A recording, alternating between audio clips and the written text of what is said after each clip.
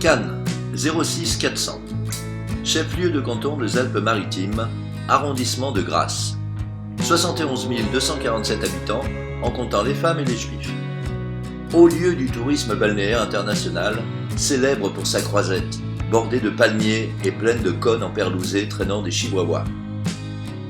Cannes brille surtout pour son festival annuel de cinéma, où les plus notables représentants de la sottise journalistique parasitaire côtoient les plus éminentes incompétences artistiques internationales entre deux haies de barrières métalliques ou, sinistrement empingouinés, le Havane en rut ou la glande mammaire au vent, pressés, tassés, coincés, luisants comme des veaux récurés qu'on pousse à l'abattoir, tous ces humanoïdes chaleureusement surgelés se piétinent en meuglant sous les brames effrayants des hordes populaires.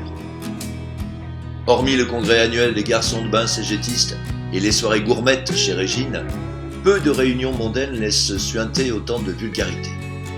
Mais Cannes n'est pas seulement le paradis des pellicules.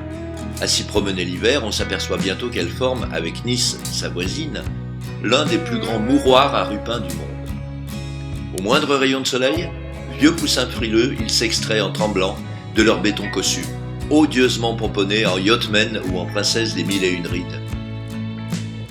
Doucement, à petits pas, ces fossiles dorés s'en vont moirer encore le cuir fripé brun caca de leurs vieilles têtes aux traits déjà morts à force de chirurgie, de lassitude et d'ennui confortable. Sur le coup de midi, ils iront chipoter du groin au-dessus d'un homard, avant de se recroqueviller sur leur coussin d'or pour une sieste agitée de remords tardifs et de renvoi de sauce rouille. Puis, si le crépuscule est tiède, trottineront vers le port de plaisance pour aller caresser leur bateau à moteur en acajou super barbès, d'où ils ne partiront plus jamais debout, mais sur le pont duquel, quand le temps reste clair, ils s'appuient encore au haut banc, leur nez refait pointé vers Dieu, pour lui demander s'il existe.